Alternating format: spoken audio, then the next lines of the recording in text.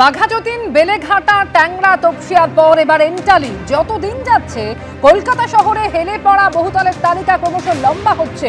কলকাতা পুরসভার ৫৫ নম্বর ওয়ার্ডের ছাতুবাবু লেন, আর সেখানে ৬তলা ৫তলা এই দুটি বাড়ি, যে দুটো বাড়ির ছবি আপনাদের দেখাচ্ছি, এই দুটি বহুতলের একেবারে ঠোকাঠুকি লাগার অবস্থা। স্থানীয়রা অভিযোগ করছেন যে বছর ৩ আগে জলাভূমি বুঝিয়ে তৈরি হয়েছিল এই দুটি বহুতল, আর দুটি বহুতলের দুই প্রমোটারের বিরুদ্ধেই নিয়ম না মানার অভিযোগ উঠছে। ছবি দেখাচ্ছি আপনাদের ছাতুবাবু লেন, এবং সেখানে ৬তলা এবং ৫তলা দুটি বহুতল কি অবস্থায় রয়েছে দেখুন। এর আগে বাঘাযতীন, বেলেঘাটা, ট্যাংরা বা তপসিয়া, বাগুইয়াটি, নারায়ণপুর একের পর এক জায়গায় এই বহুতলে বিপত্তির ছবি দেখা গিয়েছে। অধিকাংশ জায়গায় দেখা যাচ্ছে যে বহুতলগুলি হেলে পড়ছে। ছাতুবাবু লেন, সেখানেও দুটি বহুতল একেবারে এই অবস্থাতেই রয়েছে, যেখানে ঠোকাঠুকি লাগার অবস্থা। সরাসরি কথা বলবো এই মুহূর্তে সুকান্ত মুখোপাধ্যায় রয়েছেন আমাদের সঙ্গে। সুকান্ত, কলকাতা পুরসভার ৫৫ নম্বর ওয়ার্ডের ছাতুবাবু লেন, আমরা দেখতে পাচ্ছি কি অবস্থায় রয়েছে বহুতল দুটি। এলাকার মানুষ তারা অভিযোগ করছেন যে এক্ষেত্রেও জলাজমি বুঝিয়ে বহুতল দুটির নির্মাণ হয়েছিল। প্রমোটারের বিরুদ্ধে অভিযোগ। একেবারে দেখো, ট্যাংরা ঘটনার পর থেকে কিন্তু তারা যথেষ্ট আতঙ্কের মধ্যে রয়েছে। দুটি বাড়ি তুমি দেখতে পাচ্ছ ৫৫ নম্বর ওয়ার্ডে ছাতুবাবু লেনে আমরা রয়েছি।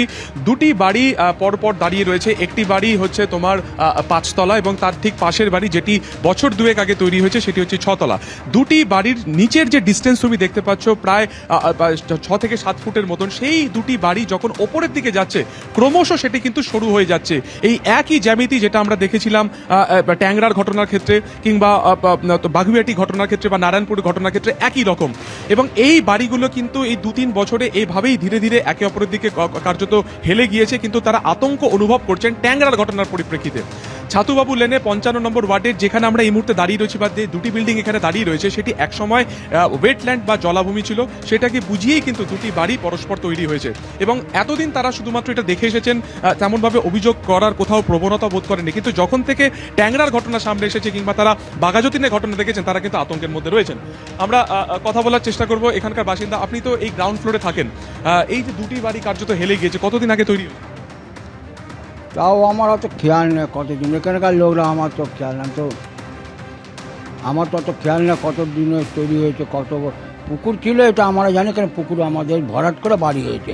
জমিন ছিল, জমিন যেটা কিনে নিয়ে প্রমোটার হাতে দিয়েছে, প্রমোটার যা খুশি করে যাবে, লোককে সবকে ঢুকিয়ে এখন বিল্ডিংটা হেলে গেছে। আগে বিল্ডিং হেলা ছিল না। আগে তৈরি হয়েছিল আপনার বাঁ দিকেরটা না ডান দিকের? সেটা আমি বলতে পারি না কোন বিল্ডিং। হ্যাঁ বল।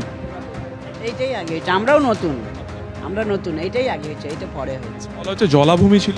হ্যাঁ পুকুর ছিল, আমরাও শুনেছি, আমরা তো নতুন এখানে।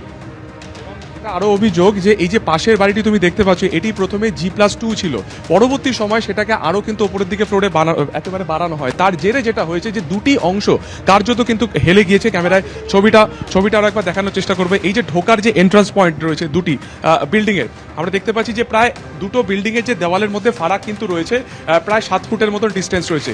সেই বাড়ি যখন ওপরের দিকে যাচ্ছে, তুমি দেখতে পাচ্ছ যে কার্যত যে মানে একেবারে সানসেটের যে অংশ রয়েছে, জানলার উপরের যে কভার থাকে, সেটা কিন্তু ধীরে ধীরে ক্রমশ একদম ১ আঙ্গুলেরও ডিস্টেন্স নেই। ফলত প্রশ্ন উঠছে যে এই যে পরপর বাড়িগুলি এখানে তৈরি হয়েছে, কোনো রকম নিয়ম এখানে বা রেগুলেশনস কেন ফলো করা হয়নি?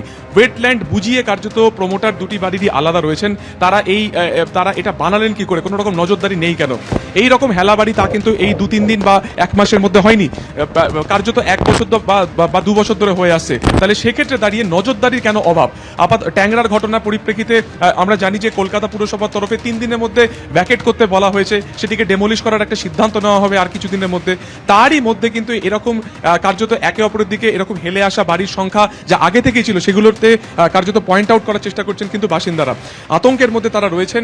স্বাভাবিকভাবে তারা দেখেছেন যে বাঘাযতীনের ঘটনার পরিপ্রেক্ষিতে বাড়ি কার্যত ভেঙে গিয়েছে, এবং তারা দেখেছেন যে ট্যাংরার ঘটনা। স্বাভাবিকভাবে এই সমস্ত ঘটনার জেরে ছাতুবাবু লেনের যে দুটি বাড়ি, তোমাকে আরো একবার দেখানোর চেষ্টা করবো। একেবারে এই দেখতে পাচ্ছ যে দুটো বাড়ি যে সামনের দিকে যে পয়েন্ট, সেটা কিন্তু কার্যত নিচের দিকে যতটা সেটা চওড়া, সেটা যত ওপরের দিকে যাচ্ছে তা কিন্তু ন্যারো বা সংকীর্ণ হয়ে যাচ্ছে। জলাভূমি বুঝিয়েই এই যে প্রমোটিং এগুলো করা হয়েছে বলে বাসিন্দারা কিন্তু স্বাভাবিকভাবে এমনটাই কিন্তু অভিযোগ তুলছে। ধন্যবাদ সুকান্ত।